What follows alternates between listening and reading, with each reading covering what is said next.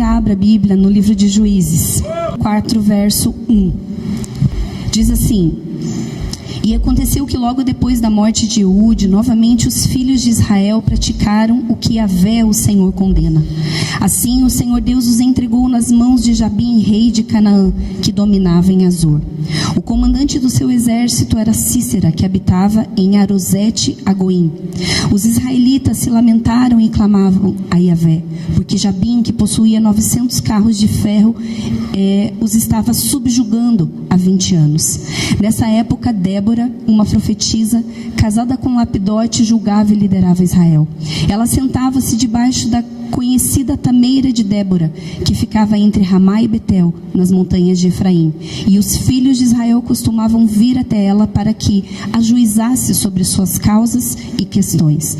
Certa ocasião, Débora mandou chamar Baraque, filho de Abinoão, da cidade de Quedesh, da tribo de Naftali, e declarou: Yahvé, Deus de Israel, em verdade te ordena: prepara-te, toma contigo 10.000 homens dentre os filhos de Naftali e os filhos de Zebulon, e vai ao monte Tabor.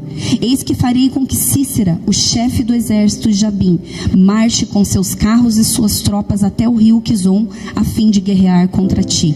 Contudo, eu os entregarei em tuas mãos e tu o vencerás. Então Baraque rogou a Débora: se tu vieres comigo, eu irei, mas se não vieres comigo, eu também não marcharei. Ao que Débora lhe assegurou: que seja como pedes, certamente irei contigo. Contudo, não será a tua a glória dessa empreitada, porque o Senhor entregará Sísera nas mãos de uma mulher. E levantando-se prontamente partiu Débora com Baraque em direção a Quedes.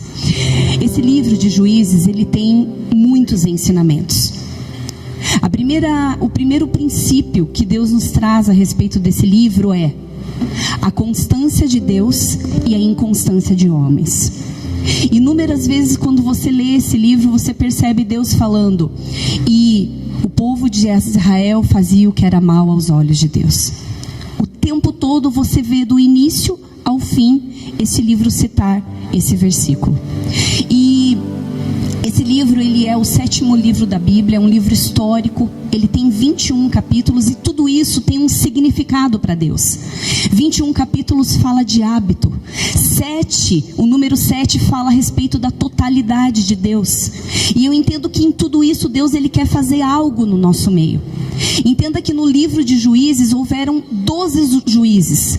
Nunca esqueça isso. Assim como houveram 12 discípulos no tempo de Jesus, haviam 12 juízes, um após o outro. E eu coloquei aqui, houve Débora, houve Otoniel, houve Sansão, houve vários juízes que Deus levantou. E a Bíblia nos ensina que haviam os juízes maiores e os juízes menores, eram divididos em 6. E esse tempo era um tempo que esses homens, eles julgavam o povo.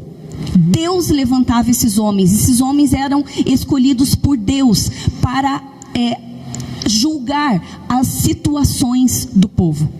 Então, às vezes a gente pensa, quando a gente lê aqui o livro, que primeiro Deus levantou Débora, depois ele levantou Sansão, depois ele levantou Otoniel, depois ele levantou...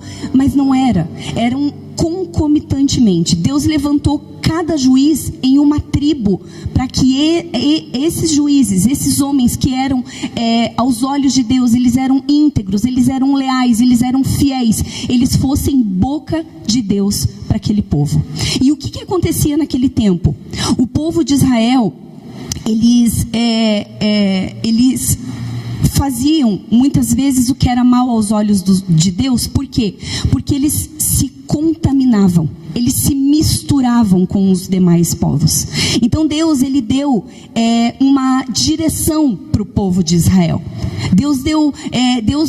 Deus chamava aquele povo e dizia: ei, está aqui as leis, está aqui os princípios, está aqui, temam o meu nome, me busquem, me obedeçam, para que vocês recebam as minhas bênçãos.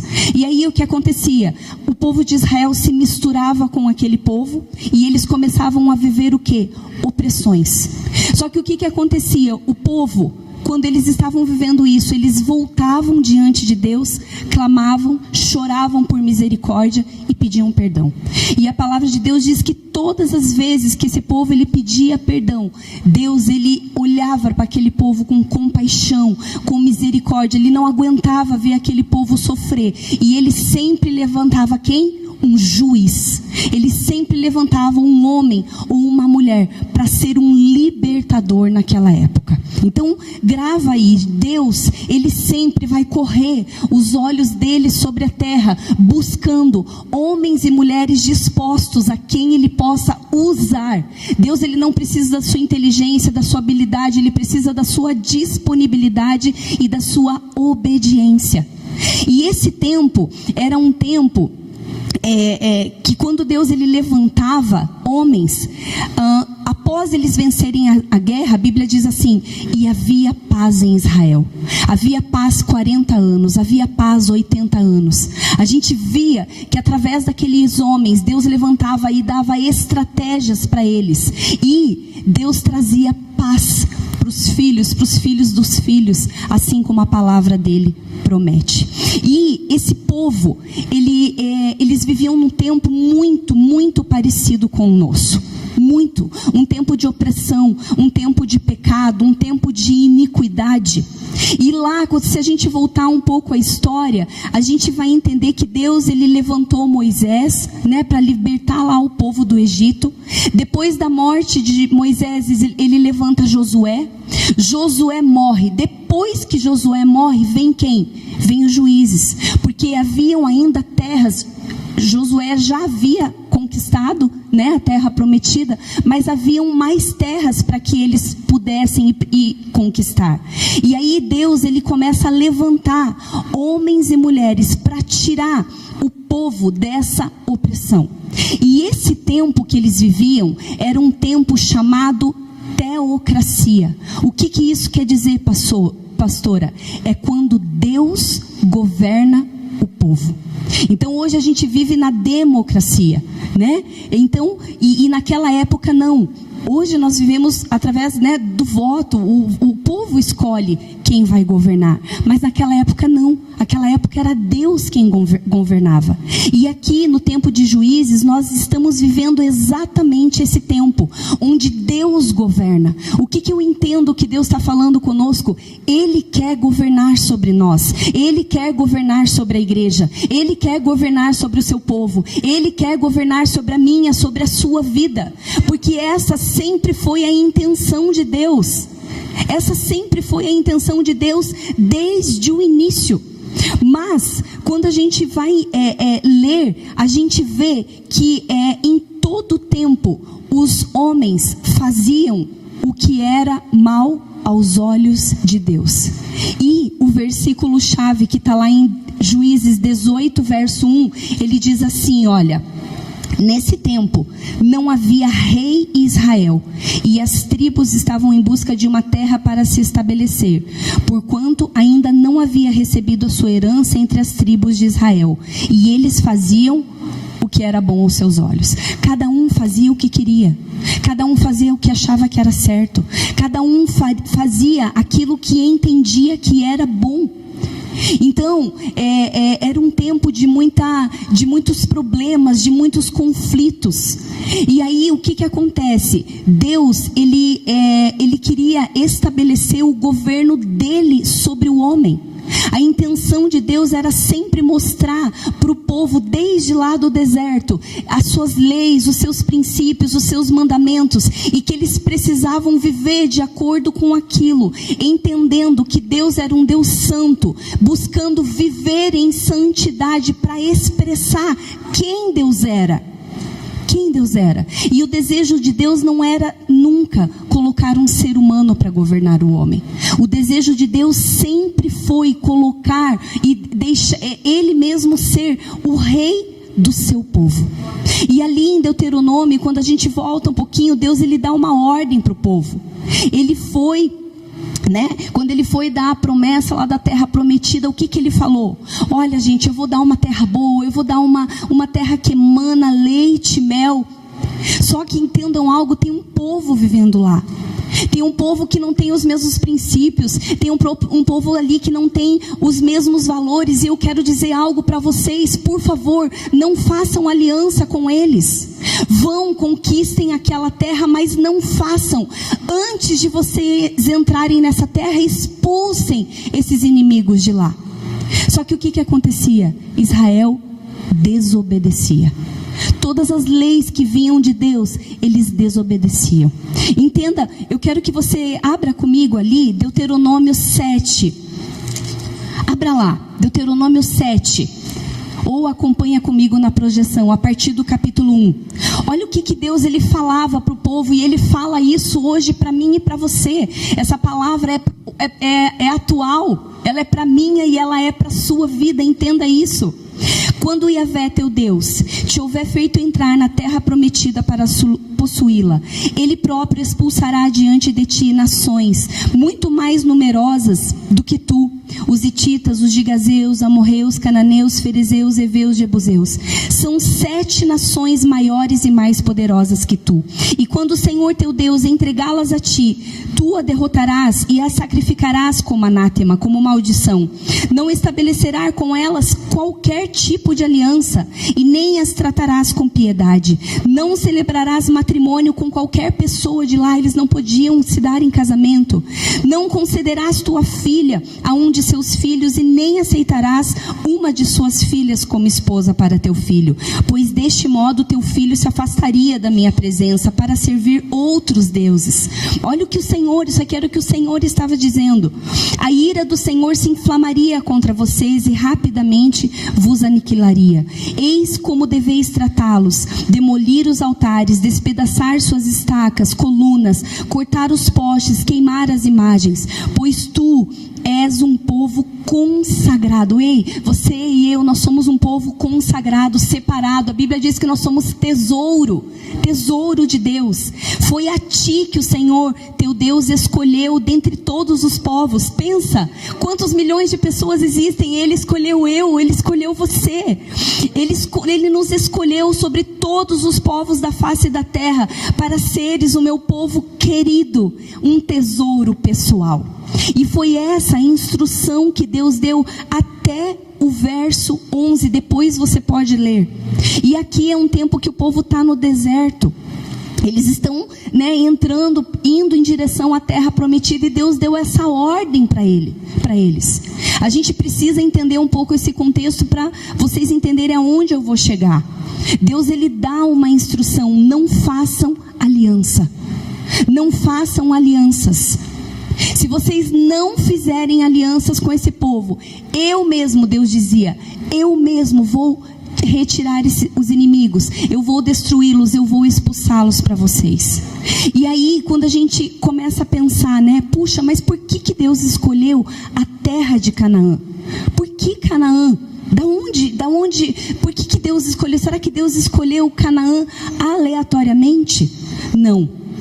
Quando Noé, lá atrás, quando o povo se corrompeu, Deus ele destruiu a terra lá com o dilúvio. E Noé ele tinha 3 filhos, Cã, Sem e Jafé. E depois que passou o dilúvio, eles já estavam estabelecidos, e a Bíblia diz que Noé ele plantou uma vinha. Ele se embebedou, o filho dele, o Cã, ele foi e ele descobriu a nudez do pai. Ou seja, Cã ele tratou o pai com o quê? Com desonra. E quando Noé ele voltou à sua lucidez, a Bíblia diz que Noé amaldiçoou o seu filho Cã. Não, ele amaldiçoou, ele liberou uma palavra de maldição sobre o seu neto Canaã. Está lá em Gênesis 9:18, se vocês quiserem colocar na projeção. Então, quando Deus ele escolhe a terra de Canaã para o povo dele, ele pede: por favor, destruam, porque eu quero tomar essa terra que eu já tinha dado para vocês. Não é simplesmente porque Deus escolheu, não, mas é porque Deus ele quer estabelecer sempre a sua justiça. A Bíblia fala que o trono de Deus ele é baseado na justiça, no juízo, é a base do seu trono. Então, com certeza, quando Deus escolhe Canaã para pôr o seu povo lá, é porque de fato aquele povo que estava lá naquela terra, eles já tinham chegado com tanta iniquidade, que a medida da ira de Deus, o juízo de Deus já havia chegado contra aquele povo. E a gente vê constantemente Deus tentando estabelecer a sua justiça, a sua verdade, os seus princípios, os teus valores. E aqui entra um ensino para mim, para você. Eu quero que você entenda que nada que a palavra de Deus ensina é aleatória, é por acaso. Tudo que Deus ensina, Ele quer ensinar algo para nós. E através dessa ordem que Deus dá para o povo de Israel, para destruir os inimigos, para que eles não se misturassem, foi uma ordem de Deus. Para quê? Para que eles vivessem debaixo da vontade de Deus.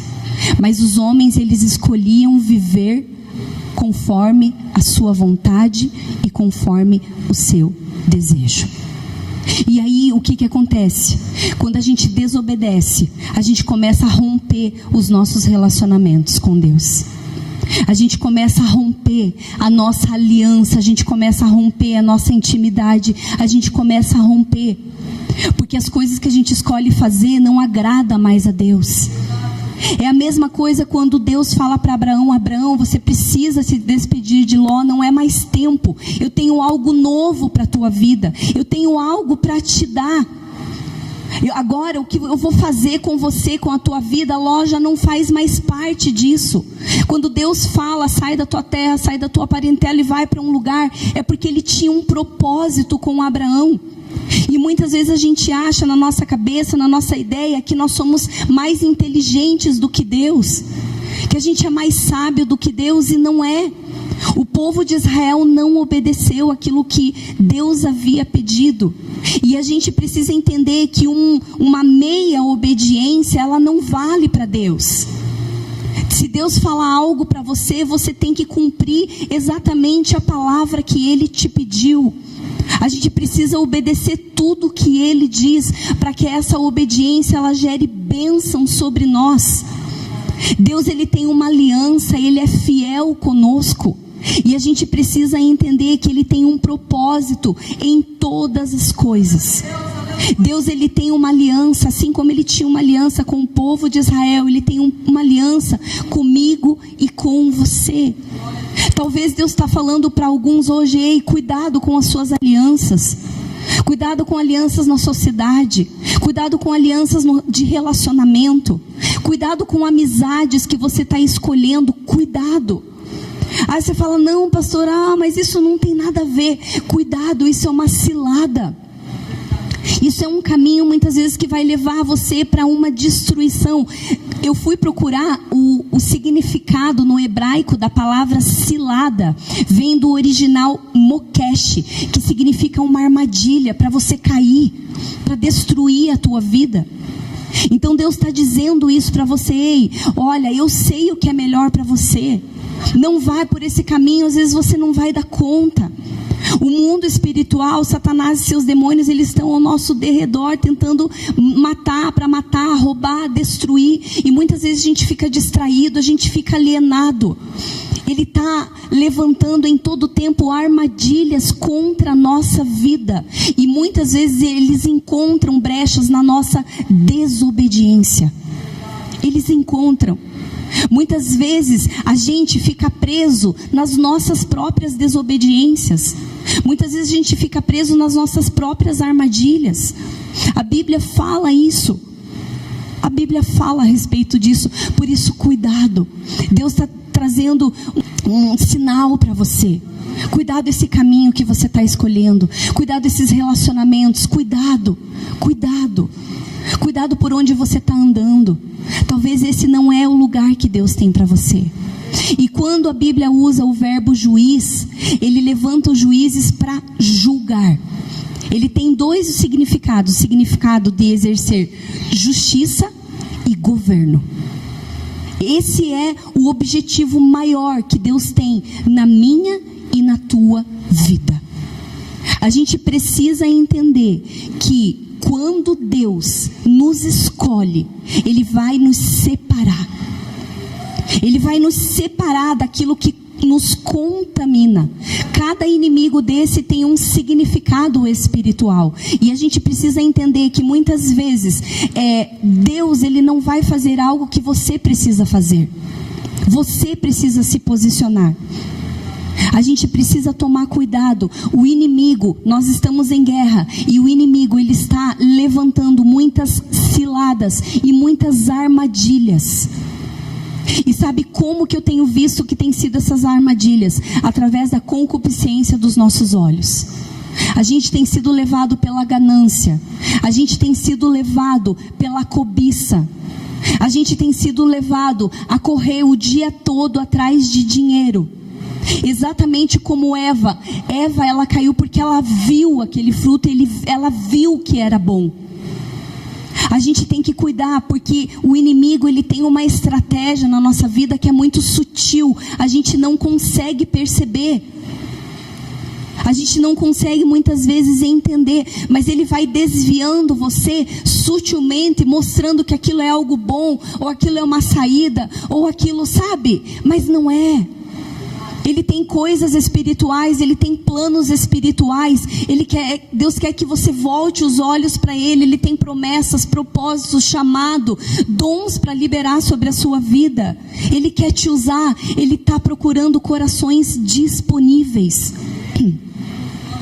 Quando a gente lê ali, né, a história de Ló, né, Abraão disse para ele: Ló, escolha aqui o lado. Qual lado você quer ir? E a Bíblia diz que Ló, ele cobiçou as campinas do Jordão. Por quê? Porque ele viu que ali era bom, ali tinha água. Só que ele foi enganado pelos próprios olhos. Sabe por quê? As campinas do Jordão ficavam do lado de Sodoma e Gomorra. E quando Deus trouxe o juízo sobre aquela cidade, Ele também destruiu Ló, porque Ló estava lá. Afetou Ló. E aí quando Abraão soube que aquela cidade ia ser, né, Deus iria trazer juízo sobre aquela cidade, Abraão foi lá resgatar Jó, resgatar a sua família. A gente entende que muitas vezes a gente é enganado, a gente é engodado, a gente é seduzido por coisas que não estão nos planos de Deus. Quando a gente vê Ló, a escolha de Ló trouxe tanto prejuízo para a vida dele, que destruiu a sua família. Destruiu. Ele acabou perdendo a família dele. E a gente vê que alguns dos inimigos que a gente tem aqui no livro de Juízes, eles são exatamente os inimigos que trabalham nas nossas vidas. Exatamente. Deus, Ele sempre vai nos dar uma saída. Deus, Ele sempre vai trazer algo através do Espírito Santo. Ei, cuidado com isso. Ei, olha o caminho que você está escolhendo. Cuidado. Quando você vê a história de Ló, Abraão foi lá resgatar ele. E o que aconteceu? A mulher de Ló, ela olhou para trás e ela virou uma estátua de sal. A Bíblia diz que aquela mulher, ela cobiçou. A cobiça, ela destruiu a própria casa de Ló. A gente precisa prestar atenção, a gente entender que isso é um princípio grandioso no mundo espiritual. E se Deus está trazendo essa palavra, é porque ela é para a minha vida, é porque ela é para a sua vida. Cuidado, cuidado. Deus tem dito para nós: cuide da sua casa, cuide do seu casamento, cuide da sua família. Isso é o que tem valor, isso não tem preço, isso tem valor. A cobiça, ele vai levar à destruição da nossa vida. A Bíblia diz que Ló, ele ficou sem esposa, e as duas filhas que ficaram sem maridos, depois elas tiveram uma relação incestuosa com o próprio pai. E foi de onde veio Amon e Moabe. Então, gente, a gente precisa entender que Deus, Ele é um Deus que Ele sempre está nos alertando. Por favor, abra os seus olhos para aquilo que Deus está falando. Os amonitas e os moabitas, eles, dão origem a esse povo com perversão sexual. Sabe, são infiltrações. que o inimigo encontra como brecha para trabalhar nas nossas vidas. Hoje a gente vê as pessoas aprisionadas na perversão sexual, na pornografia, na imoralidade. A gente vê casamentos sendo destruídos. A gente vê mulheres sendo seduzidas por homens, homens adulterando. Isso é normal lá fora. Mas isso para Deus, aos olhos de Deus, é inaceitável. A gente precisa entender que tudo que acontecia naquela época era o que acontece hoje. São as mesmas estratégias que o inimigo usa. E quando a gente lê tão superficialmente a Bíblia, a gente não consegue se aprofundar, não consegue entender. E dentro desses 12 juízes, eu escolhi 2 para falar com vocês. O primeiro é Débora. A Débora, ela era uma mulher, ela era juíza, ela era profetisa e ela era esposa. Ela era uma mulher segundo o coração de Deus. Depois você pode ler lá em Juízes, tem a história dela, do capítulo 4, do versículo 1 ao versículo 9.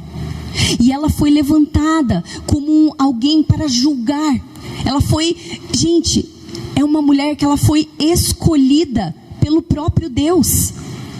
Imagine Deus vir aqui nesse momento, ele apontar o dedo para você. É você que eu quero usar. Era assim que Deus fazia. Era assim que Deus trabalhava. E essa história que nós vemos aqui, a gente vê que Deus, ele levantou uma mulher. Eu não sei onde estão as mulheres aqui. Deus levantou uma mulher para trazer através dela um propósito. Colocou essa mulher em evidência.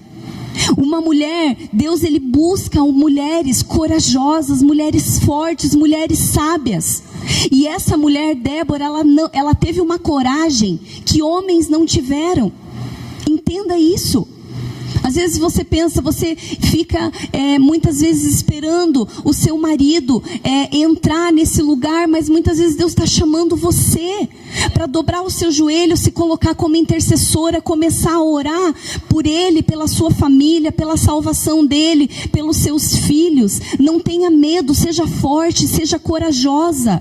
Deus levantou essa mulher como uma líder, com uma liderança forte. E é interessante que quando a gente lê, havia um chefe de exército ali. O nome dele era Baraque. Mas Deus, ele usou Débora para quê? Para profetizar, para falar, para trazer. E aí ela fala: ei, pega então aí 2 tribos e sobe para lutar contra os cananeus, porque Deus vai entregar esse povo nas suas mãos.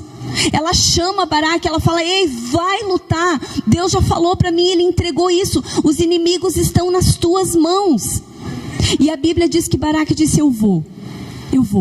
Mas eu só vou se você for comigo. E aí é tão interessante que quando a gente começa a ler minuciosamente a Bíblia diz que naquele momento a Débora, ela declarou algo.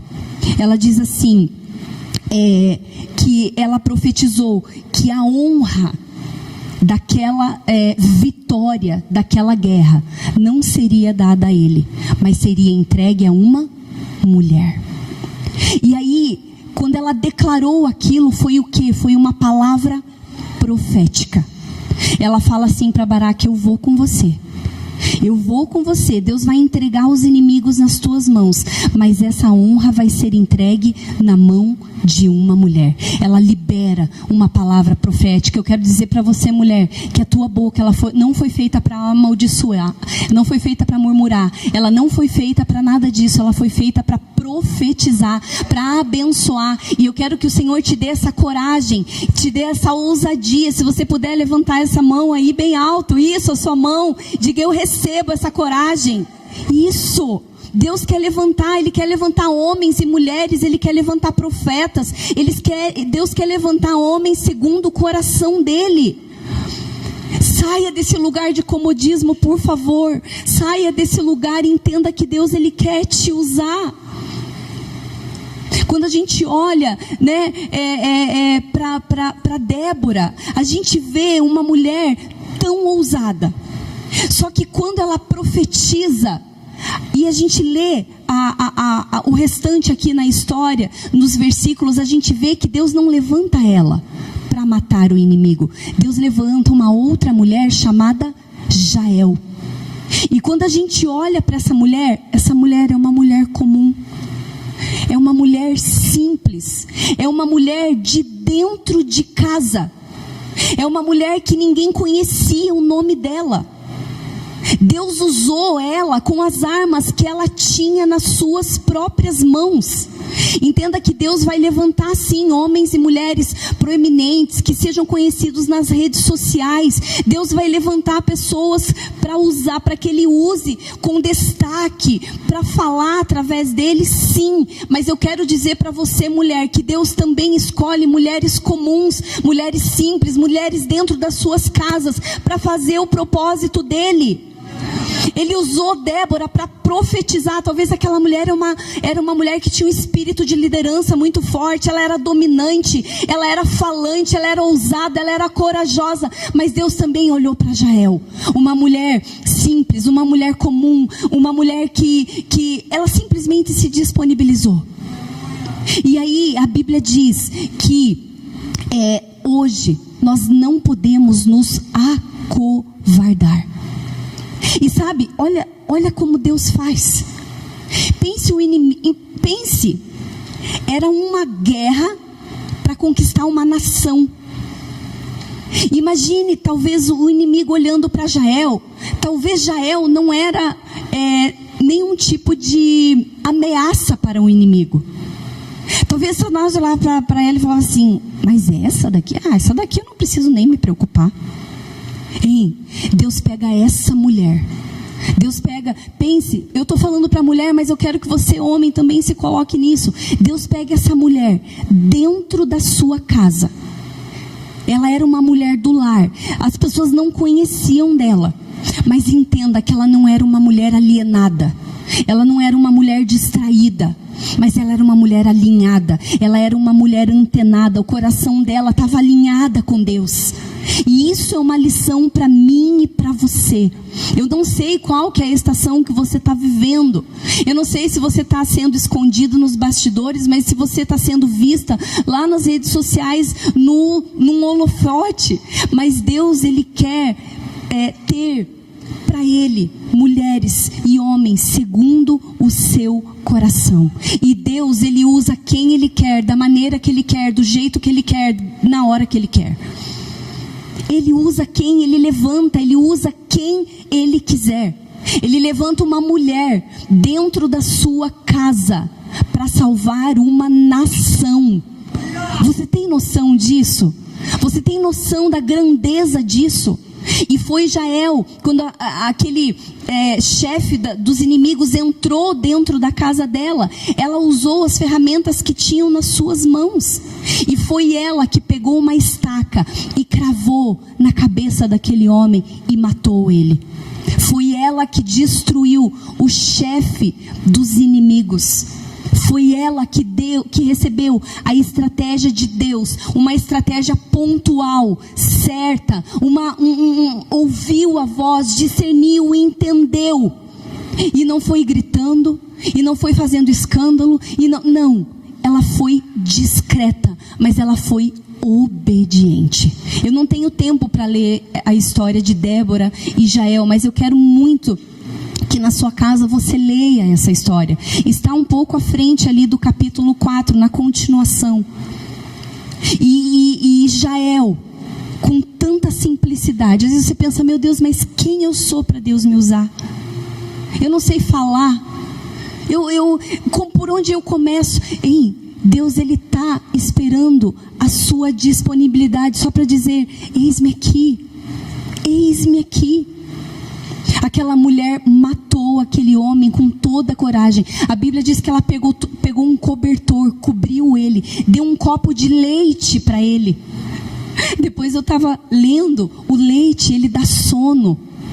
E a Bíblia diz que aquele homem, ele deitou e ele dormiu profundamente. E quando ele dormiu, ela pegou aquela estaca e ela lançou na cabeça dele. Olha a estratégia de Deus. Coisas simples, coisas comuns, mas para alcançar o inimigo. A gente não pode se distrair. Homens, mulheres, por favor, não se distraiam. Não se distraiam. A gente precisa estabelecer esse alinhamento do nosso coração com o coração de Deus. A gente não precisa de muita coisa. Davi, ele tinha só uma pedrinha, né, e uma funda. Ele não tinha nada. Ele matou um gigante. Deus, ele precisa da nossa obediência. A gente pode salvar famílias, a gente pode, com sabedoria, com as estratégias que vêm de Deus, para libertar vidas, para alcançar. Entenda que o que Deus quer fazer através de você é para as gerações. A Bíblia diz que é até 1000 gerações. Até 1000 gerações. E a gente precisa entender que quando Jael, ela colocou aquela estaca e ela matou a cabeça, né, na cabeça daquele homem. Ela estava matando, colocando por terra um principado. Essa é uma estratégia de guerra, a obediência, a sensibilidade à voz de Deus. Seja você uma mulher ousada e corajosa, ou seja você uma mulher simples, seja você um homem de destaque, seja você um homem simples, Deus, ele quer usar a minha e a sua vida. E para encerrar, eu quero falar de um segundo juiz, que é Jefté. De todos os juízes de todos os juízes aqui do livro, Jefté me impactou demais, aquilo que Deus ministrou hoje no meu coração. Ele falou muito a respeito de um segundo princípio. O primeiro é a cobiça. Não esqueça disso. Avalie teu coração com relação a isso. Avalie as tuas motivações. Avalie aquilo que o Senhor está falando com você. Cuidado. Cuidado, Deus está falando comigo e com a igreja. Essa palavra não é para a pessoa que está do teu lado. Essa palavra é para você. E o segundo juiz que Deus trouxe aqui ao meu coração é Jefté. E ele disse assim para mim, a gente precisa cuidar, porque existe um perigo muito grande de nós entrarmos numa guerra antes de nós estarmos preparados para ela. Eu vou repetir. Existe um perigo muito grande em a gente querer o propósito de Deus, querer que ele aconteça rapidamente, sem nós estarmos preparados para ele. A gente precisa entender que antes de nós entrarmos de uma guerra, nós precisamos de maturidade, cura e libertação. Porque se nós não vivermos isso, se eu não viver isso, a gente cai no perigo da precipitação. A gente entra num lugar onde, quando a gente não está sarado, a gente se torna sem sensibilidade ao Espírito Santo. E a gente é muito governado pela nossa alma. A gente precisa entender que antes da gente entrar nessa guerra, a cura e a libertação, ela precisa começar em mim. Ela precisa começar em você. Porque se a gente não estabelecer esse ponto, isso pode ser fatal e a gente pode perder essa guerra. E a história de Jefté é exatamente isso que nos ensina. Ele tem uma história de passado terrível, marcada por muitas rejeições, mas Deus escolheu ele para libertar. E eu quero dizer algo: todos nós temos feridas de abandono e de rejeição. Eu tenho e você tem. Todos nós temos, nós carregamos isso na nossa história. Não existe você mascarar. A tua dor, ela vai sempre ser demonstrada através ou da indiferença, ou da fuga, ou do medo, ou da paralisia, mas ela vai vir para fora. E essa falta de libertação, essa falta de discernimento, essa falta de prudência de Jefté, ela trouxe uma desgraça para a vida desse homem. Ela trouxe uma desgraça. Por quê? Porque ele fez um voto com Deus. Só que ele fez um voto sem pensar. Ele disse que se ele vencesse a guerra, a primeira pessoa que aparecesse, ele ia entregar e ele ia matar. E quem foi a pessoa que apareceu? A primeira pessoa? A própria filha. Depois vocês podem ler lá em Juízes. E a primeira coisa que eu preciso ministrar, que Deus quer ministrar no seu coração, no meu coração, é que nós precisamos ser curados dos nossos traumas. E qual é o primeiro passo para você ser curado? Reconhecer que você tem um problema e precisa ser curado. A gente tem muita estrutura de orgulho dentro da gente e a gente não reconhece, a gente não fala, a gente esconde, a gente coloca uma máscara, faz de conta que está tudo bem e vai andando com a vida. Isso, você está debaixo de uma mentira, e Satanás, ele age, ele entra nessas brechas. E você, quando você faz isso, você coloca a tua vida em risco, a tua família em risco, o teu casamento em risco, os teus filhos em risco. Você pode colocar todo o propósito de Deus em risco. Então entenda que a pessoa, quando ela não está preparada, ela traz a desgraça para si mesma. Ela traz. Existem aqui os pontos positivos e os negativos de Jefté. Os pontos positivos dele, ele era de Gileade. E Gileade era chamada como a terra do bálsamo e da cura. Era isso.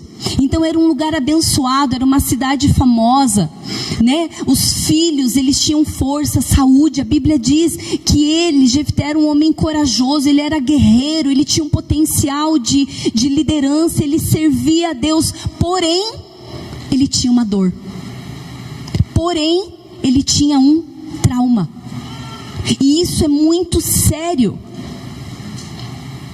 Os pontos positivos eram esses. E os pontos negativos era a dor. Que veio como? Ele era filho de uma prostituta. Ele era rejeitado pelos irmãos. O pai era indiferente com ele. Irmãos, quem nunca passou por isso? Todos nós temos uma história. Todos nós temos um passado. E a gente não pode mascarar isso. O mundo espiritual conhece, e a tua história é uma coisa só.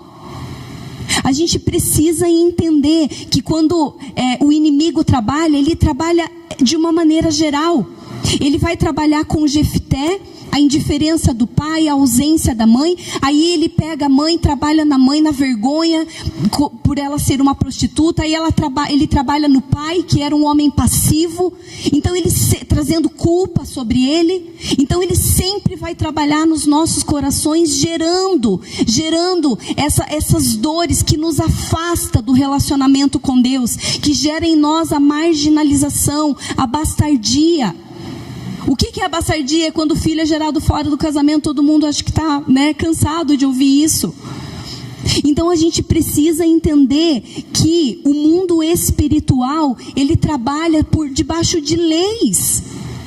E quando a gente está debaixo de uma maldição, a gente tem dificuldade de se conectar com Deus. A gente tem dificuldade de, muitas vezes nos adequar a ambientes. A gente não se sente pertencente, a gente não consegue fazer amizades, a gente fica debaixo dessa marginalização e a gente não consegue discernir as guerras. A gente vive tendo treta de relacionamentos. Pastor, mas então como que eu posso arrumar isso? A gente tem aqui o CTI, a gente tem o CMI, a gente pode ajudar vocês, busque ajuda. A gente precisa primeiro pedir perdão para Deus pela aliança que os pais quebraram, depois nós fazemos uma oração, mas isso precisa ser arrumado na sua vida. A gente precisa arrumar isso, a gente precisa entender, olhar para nós. São os 3 níveis de relacionamento mais importantes: você e Deus, você e o próximo, e você com você mesmo. Como você está com você mesmo? Cheios de dores, cheios de rejeição, fazendo de conta que não está acontecendo nada. A gente não pode viver assim. A gente precisa precisa sair desse lugar de mentira, de orfandade espiritual, e a gente precisa se voltar para Deus e entender, receber essa paternidade de Deus. Jefté, ele era filho de uma prostituta. Ele não tinha o apoio do pai. Ele era rejeitado pelos irmãos, mas Deus escolheu exatamente ele para destruir o mesmo espírito de orfandade daquele povo. Deus escolheu aquele homem com a maior dor. Olha que coisa mais interessante, que era a rejeição, para que ele fosse curado e através dele, ele curar uma nação. Gente, isso é extraordinário. E entenda que Satanás, ele conhece a tua vulnerabilidade, e ele sempre vai trabalhar ali. É igual numa luta, quando o cara acerta os supercílios e abre aquilo ali, ele vai sempre golpear ali até que o cara cai no nocaute. É exatamente assim. O inimigo, ele vai olhar qual é o teu ponto fraco, ele vai direto e ele quer te derrubar, ele quer te destruir. Ele vai colocar sim rejeição em você. Ele vai colocar muitas coisas na tua vida para você não vencer, não romper, não crescer, para você ficar engodado na tua dor. Entenda que tempos de dor é tempo de maturidade, é tempo de crescimento. A gente precisa viver esse entendimento que a rejeição é uma estratégia muito perigosa do inimigo. A gente precisa entender. E Jefté, ele foi levantado como libertador, um homem rejeitado, para vencer Moloque. O mesmo espírito, aquilo que ele viveu na história dele, era para ele depois resgatar para Deus. E é isso que Deus quer fazer na tua vida. Entenda, Deus quer curar você. Deus quer trazer restauração, Deus quer trazer transformação. Deus, ele quer fazer isso. Se você entende que você teve um passado difícil, que você precisa de ajuda, por favor, nos procure. Nós podemos ajudar vocês. O primeiro comportamento de uma pessoa que tem rejeição é sempre fugir. É sempre querer fugir do passado. Eu vou começar de novo, eu vou fazer de novo. Não, você não pode apagar aquilo que aconteceu com você. Você tem que arrumar. A gente precisa arrumar a história. Talvez são feridas que estão abertas, que têm golpeado você. Deus tem algo para a tua vida. Deus tem algo para a tua vida. Você não está aqui por acaso. Se você sente culpa, vergonha, se você sente abandono, rejeição, venha, exponha as suas dores. Deus, ele quer curar. Hoje é dia de cura. Deus, ele quer curar, porque ele quer levantar profetas nesse lugar. Ele quer levantar homens e mulheres cheios do Espírito Santo. A gente vai construir sim uma nova história através de Deus, com a paternidade dele, pegando na mão dele, caminhando com ele. Para terminar, só 8 características que eu quero deixar aqui para vocês, de uma pessoa que tem rejeição: medo, ira, autoimagem negativa, carência excessiva, ciúmes, inveja e culpa. Se você tem algum desses sentimentos, você tem rejeição e você precisa de ajuda. É fruto da tua rejeição. E eu quero dizer que a rejeição, ela destrói a identidade do homem e da mulher. Por favor, quando você reconhece a sua dor, você está sendo humilde, dizendo: Deus, eu preciso de ti. Deus, eu não consigo sozinho, eu não consigo sozinha, eu preciso do Senhor.